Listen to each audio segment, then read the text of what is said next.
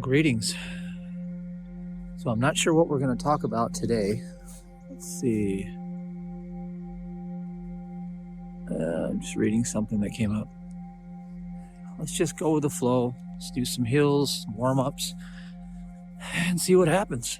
It's cold out here. There's frost on the grass. And I think summer is over. And that old man winter is coming back. So let's talk about that. Seasons. Yeah, seasons. Not just, warm, cold, thing like that. Let's talk about seasons of change in your life. Seasons of testing. Seasons of purification. Things are going to happen. It's like the world deals the cards, and you get to play them. And, I know the whole, the law of attraction community, they think that, well, no, I deal the cards. I'm the one in control of my whole reality. No, you're not. That stuff is nonsense. You're not in control of your reality any more than you're in control of your autonomic functions when you're sleeping at night. There is a divine order that's taking place. And in the dream, you're going to get dealt these hands that you have to play. So I'm going to bring up some stories of, some, I guess you would call these the good experience hands because they were pleasure filled and delightful. And then I'm going to bring up the ones that were, I guess you could say, not so good because they were painful. However, it's just like the movie I took my girls to see the other day. It's called Luck. It was a G movie. And it's about, a lucky penny and good luck and bad luck. And then the whole idea at the end, I don't want to spoil it for you, was that bad luck can contain a lot of good luck. But let's look at that. One really bad experience, as you guys know, that happened to me was obviously the Lyme disease. And my God, was that tough. And I thought it would never end. I really did. I thought it was never going to end, and that I would have to remain for decades on this planet at worst. Like the worse than death would have been that I'd have to live in that condition for the rest of a long life, which would have been like absolute hell. Or slightly less hell than that would have been I would have died a lot sooner and maybe finally broken free from the body and etc. That was really, really hard.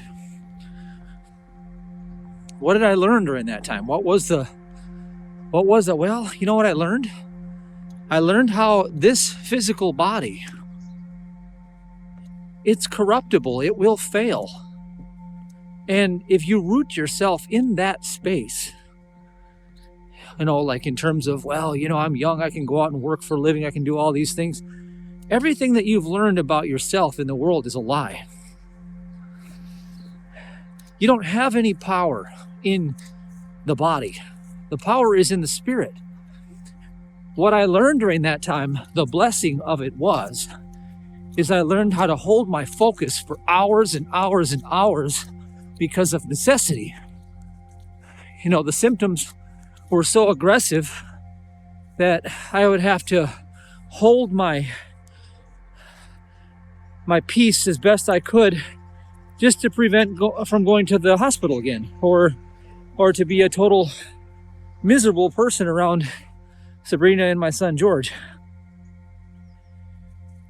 So I'd find my little nook and cranny of where I found little comfort spots, and I'd have to just hold my attention and my focus there for a long time until the storm would pass. And sometimes, that wasn't on the day, it was maybe in a week it would pass, maybe whatever.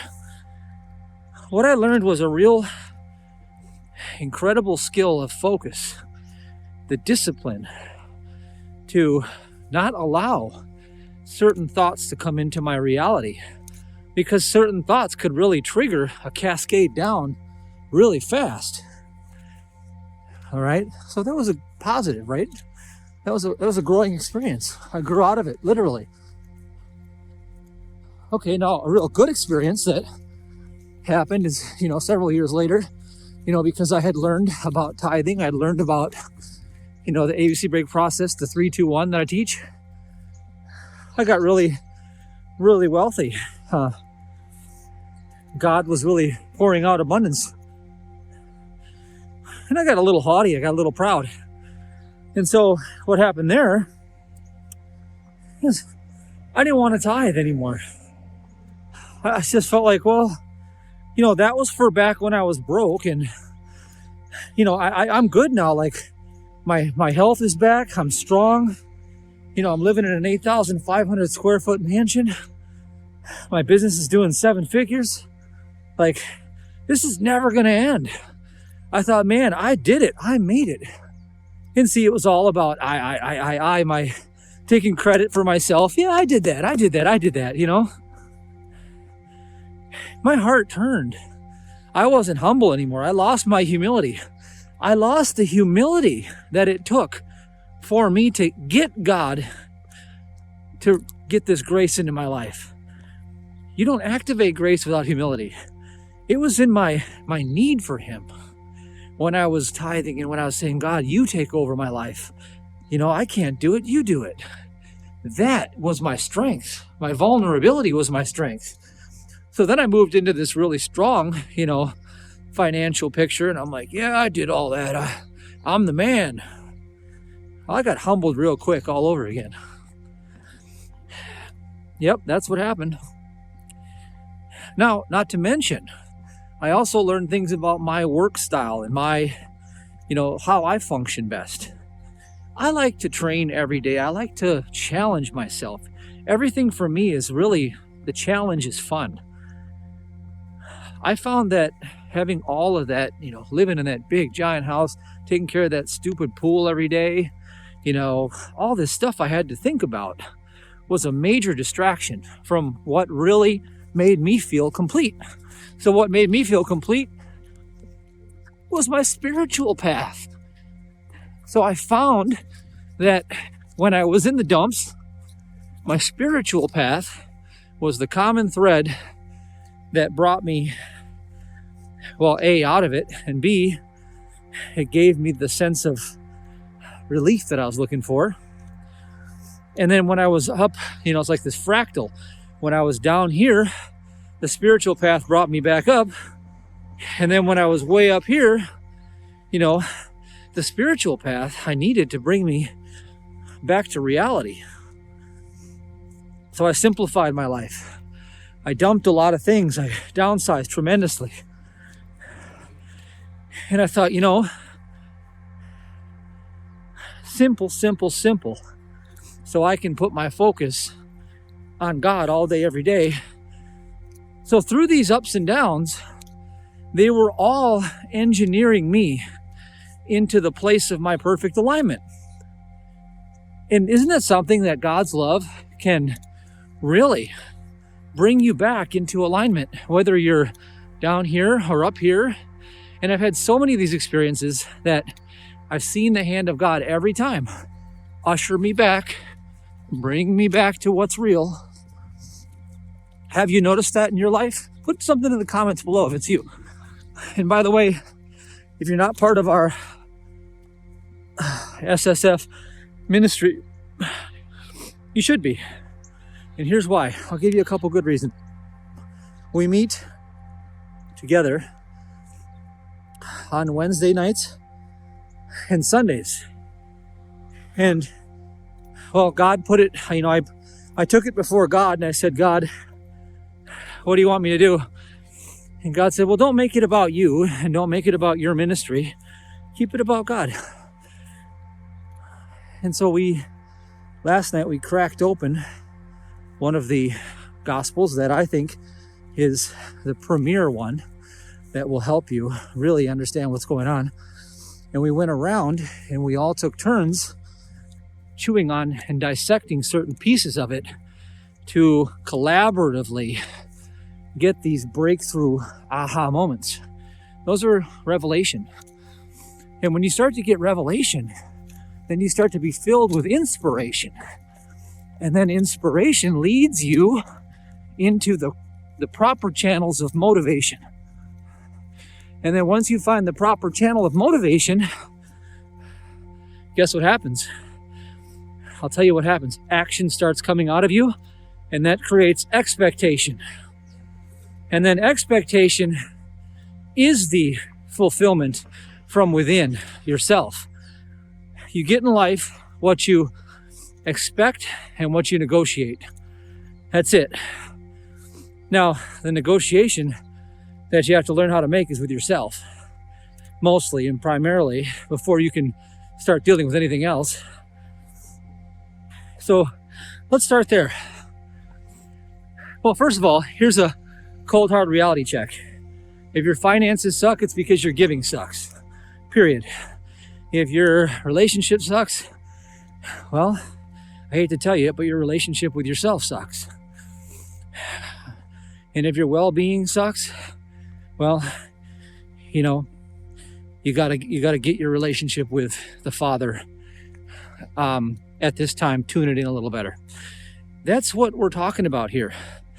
Because when you begin to expect the Father to heal you, He does. When you begin to expect your finances to flow, they do. When you begin to expect love to be all that comes into your space, relating-wise, it does. Expectation is the most underrated phenomenon. It's an internal force of pulling energy, pulling in, okay, from within. And everybody's out there trying to do it, and they're all doing it backwards from what I see. I'm going to go get mine. I'm going to get. They all think they're going to get something. Everybody who's broke wants to get money. In fact, they should do the opposite. They should become the conduit and the vessel for somebody or something and make a pledge, just like in the movie In God We Test, and they should challenge themselves to be the biggest giver they could possibly be in a certain year. In other words, my goal this year is to give away X amount of dollars, and don't forget the tithe in that process too, because you got to honor God as the source. And if you started doing that, you'll notice that what comes through you sticks to you, and not only that, but it's multiplied. And see, you became a bigger vessel. You expanded what you can receive, and because of your giving, your action, you created expectation, a force. And without that force, well, it's just useless. It's just dancing around nowhere, trying to get somewhere, but you're not going to get anywhere. Expectation's the secret. You get in life what you expect, and then what you negotiate. Well, you might want to negotiate with your left brain. You might want to negotiate with your reasoning, doubting Thomas mind. You might want to say this. Well, okay. What am I going to do about this? What am I going to do about this relationship thing, okay? Or this money thing, or this health thing, right? Okay, I'll be humble with you. I've had if you will, the testing phase in my life going on for the last couple years again. It has been these dominoes of like health scare things. Now, this is not the easiest thing in the world. In fact, if you think money is tough, wait till you try, some of these really tough health things. Like 2020, the doctor said, well, don't you work out, you could die. Your heart's not doing good, blah, blah, blah. And he's putting the fear of death in me. Well, that's exactly what I had to face. I had to say, okay, oh boy, do I really believe what I'm teaching here with all this healing stuff? Do I really believe this? Well, if I do, then I have a decision to make. I'm either going to step forward in faith and take ownership of my healing and do my life, knowing that I don't need a healing because Christ alone is the only power, the only mind, the only principle, the only presence. Christ died on the cross. Jesus bore all of our sins and sickness and disease on the cross. Do I believe this? Well, with some support, and I reached out for a couple people to support me during this process in prayer, by the very next day, I was running hills again.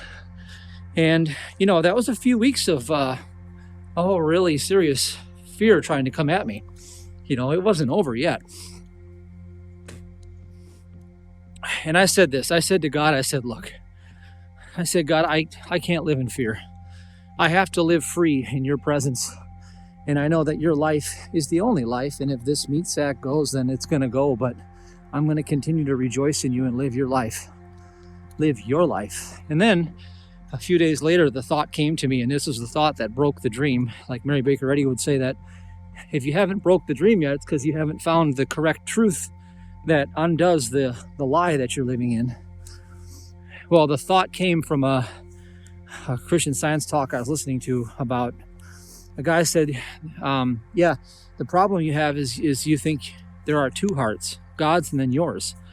And I said, that's it. I said, heart means affection. It's God's love for his man, his manifestation, his creation. It's his heart. There is no my heart and his heart. It's all his. It's all his. And then it hit me. I don't have a heart because, see, all my ex-girlfriends were right throughout the years. I don't have a heart. Just kidding. It's true, though. God has a heart, okay? It's God's heart that sustains. It's his love. That's what it means. See, back of every false, fictional, physical thing that you see with your lying human eyes, all of your five senses are reporting lies to you all day long about a world that never existed. And if you want more info on that and how you can have that revelation yourself, you should go to the Discord group. It's effectiveloving.com, effectiveloving.com.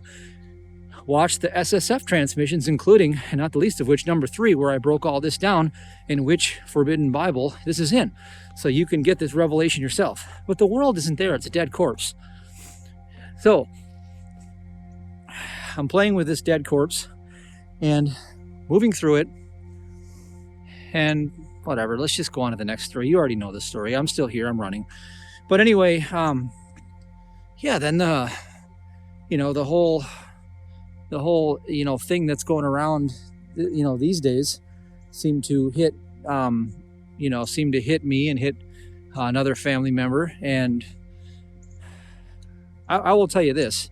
There have been a couple moments when I thought, well, I think this might be the end here. And in that moment, I had to make a decision. Okay, do I trust God with my life, or am I going to bow down to fear? And I'll tell you this.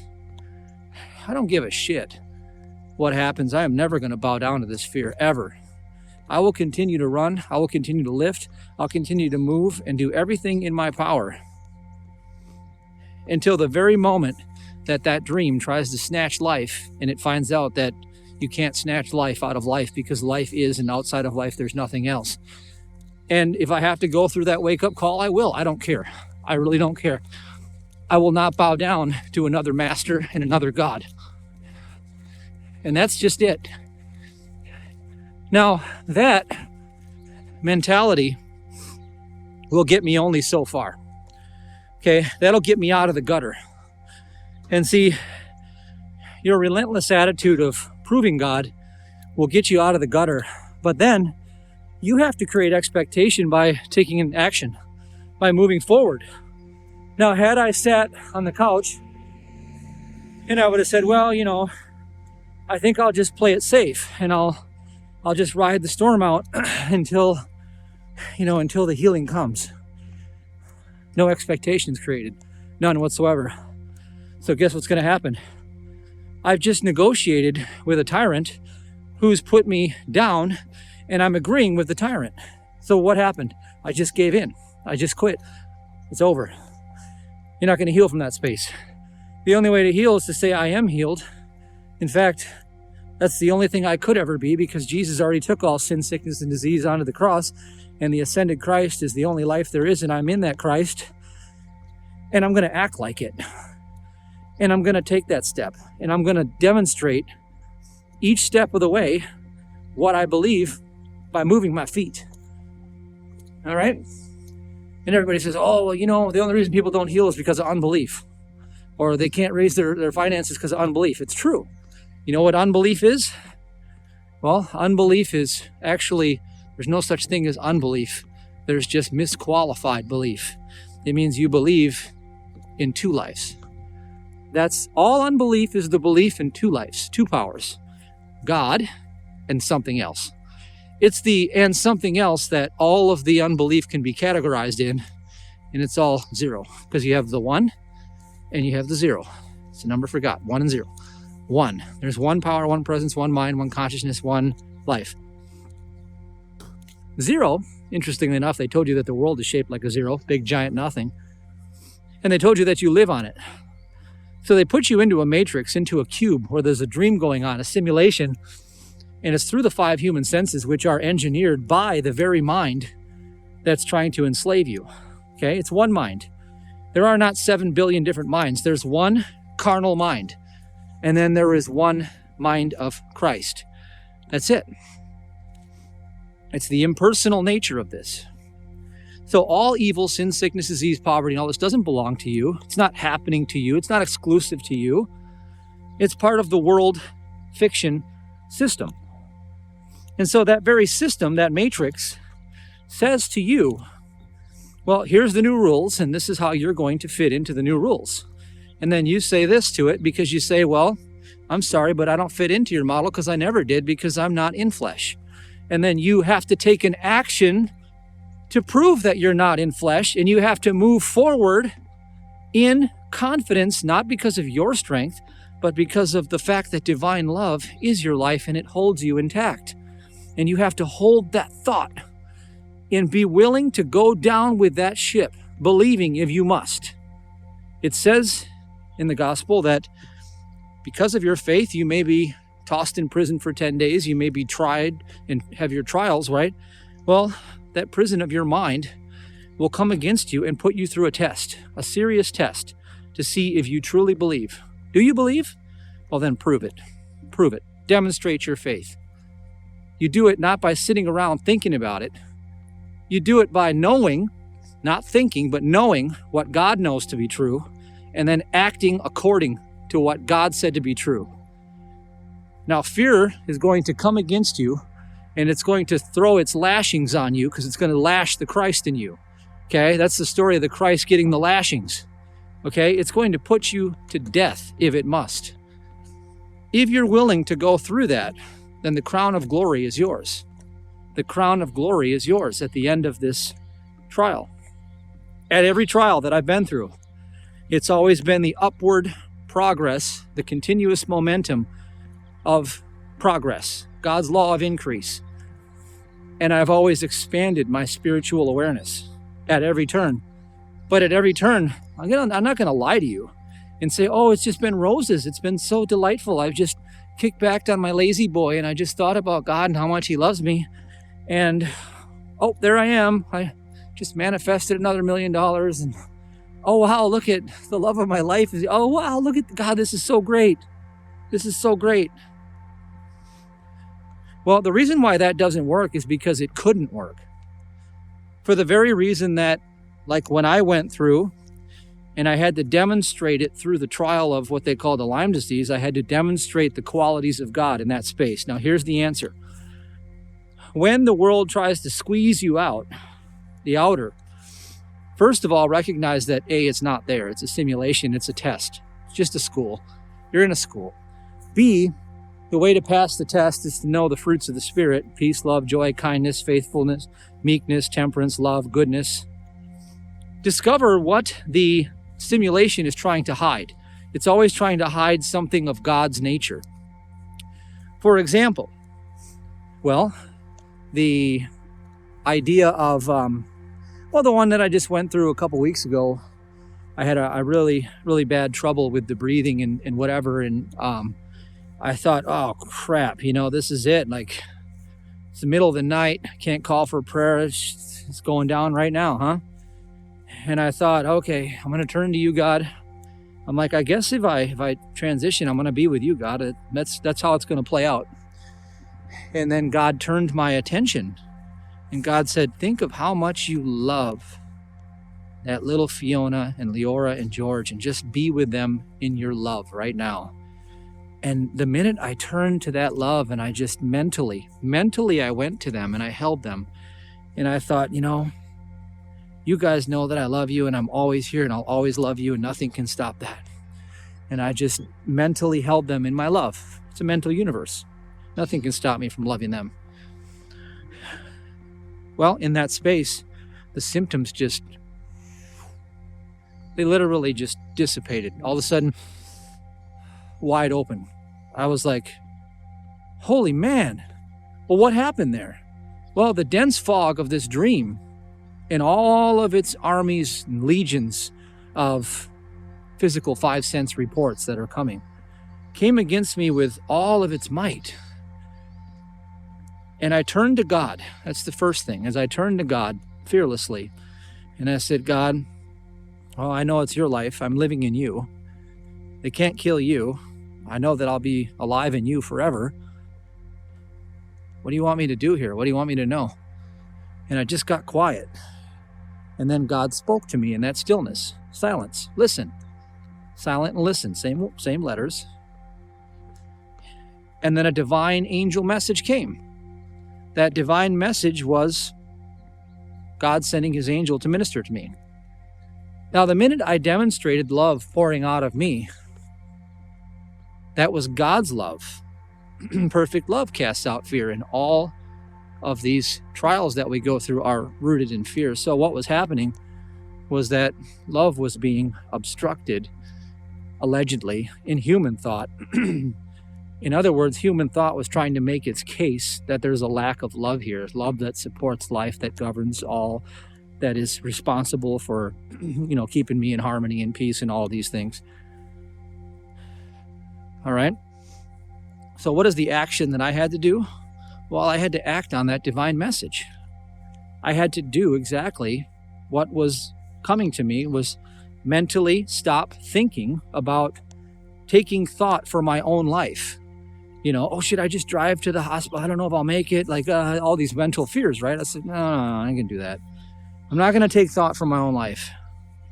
I'm gonna unself my love. And Mary Baker Eddy always says, an unselfed love receives immediate divine assistance, divine power. Well, I needed divine power. So I unselfed my love, and I just went to the place mentally where my love was full and expansive. And I just rested there, and I got out of my own need. And in that, the transformation happened. Well, what was that? Well, that was demonstrating God's principle amid the argument from a physical world that that principle doesn't exist. So the physical world comes against you, and it tries to tell you that God's presence is lacking.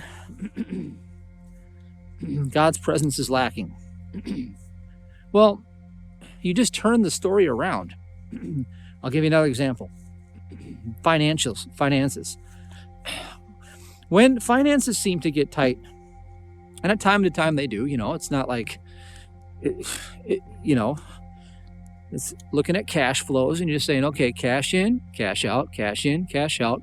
This is all supply. Well, the first thing you need to know about God's kingdom is that supply and demand are in a constant equilibrium. They're always in perfect balance.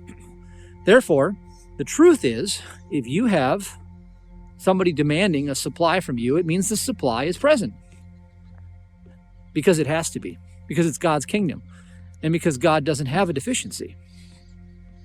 Now, what I did is I removed you out of the equation, and all of your so-called human problems and your personal past and history and all the decisions you think you've made up to that point, what you think you ought to do under the circumstances, and all of your human reasons of why you should take action about it. And just stop your human reasoning for a minute. Yes, you're going to take action, but not from a human perspective. Forget that noise.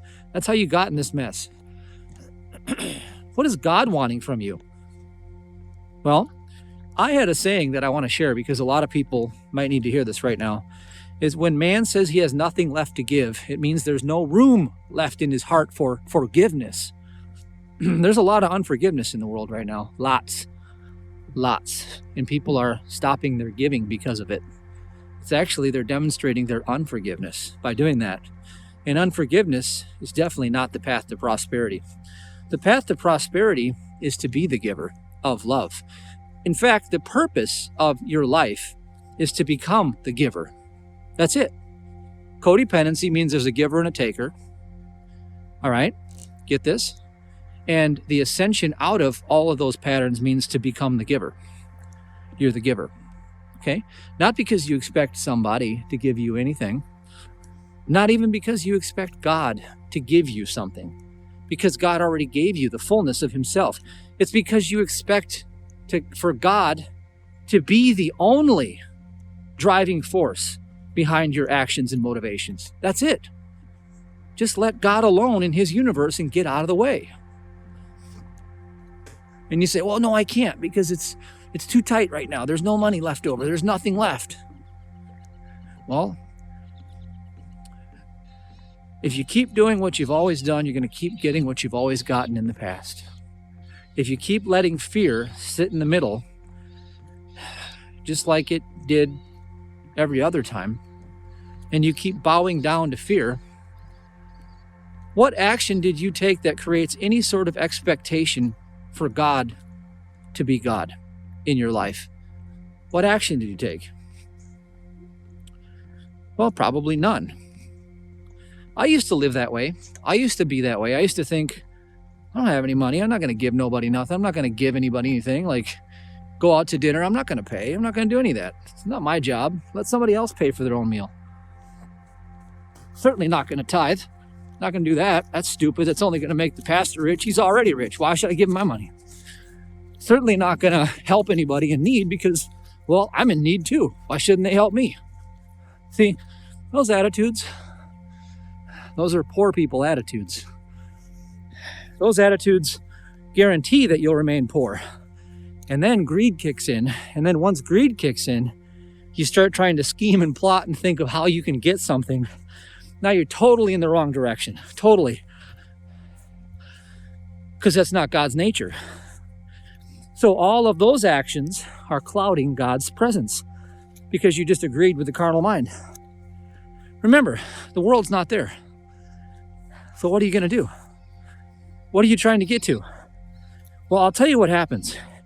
If you become the instrument for good in others' lives, which means you become the channel for God to work through, and you begin to be willing to go down trusting that as you pour forth, the hand that gives generously always has more. You just understand that that's how this works.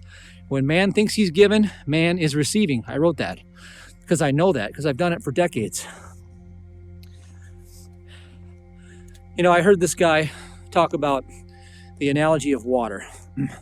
Just imagine you have like a little pool of water. It's just like a little bucket of water, right?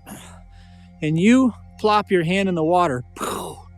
Well, that pressure is felt at every point in all of that water. So if I go to one side, I can feel the pressure of what you did, the change over here. And if I go over here, I can feel the change of what you did over here. Because it's one body of water. It's one body of water. There's only one body of spirit. You live in it. So as you begin to make ripples and you begin to poof, no, I'm not telling you to buy a ripple. It's not an innuendo, okay? Okay, but anyway, you know, sometimes I do stuff like that, but I don't give financial advice. Now, here's the thing. If you, and I'm not telling you not to buy a ripple either, by the way. What I'm saying is if you begin to pour forth, you make ripples, and what you do for others, God does for you. It is so simple, but it's always increased because the law of increase is God's law. You know, you put hate in the universe, well, it comes back to you multiplied. You pour forth love and become the giver, the whole universe becomes the giver to you. And it's so simple, but you can't walk by human sight because human sight thinks you have a personal history. It thinks you've made bad decisions. It thinks even that you don't even know how to manage your money. It thinks that you don't have any money. It thinks that if you do have money, certainly you should just keep it under the mattress. And all these, it just comes up with all this nonsense. You have to look beyond the physical to the spiritual and say, what spiritual truth do I need to know and see clearly right now in order for me to be in the will of God? Turn to God and just pray that way. And let God show you. Don't try to make it up. Let God show you. Now, wait patiently Infinite patience produces immediate results. Wait patiently on the Lord. He'll give you an answer. Once you hear it, once you get the message, don't question God, just do it. If you want God to move through you, then be willing. Be willing. What does God do? The only thing God ever did in the Bible was speak. Well, what's he doing to you right now? Trying to get through, trying to make a message clear. See? Take action. And what that does is it creates the force within yourself of expectation. And that force is so powerful. Don't negotiate with a giver. All right, I'll leave you with that.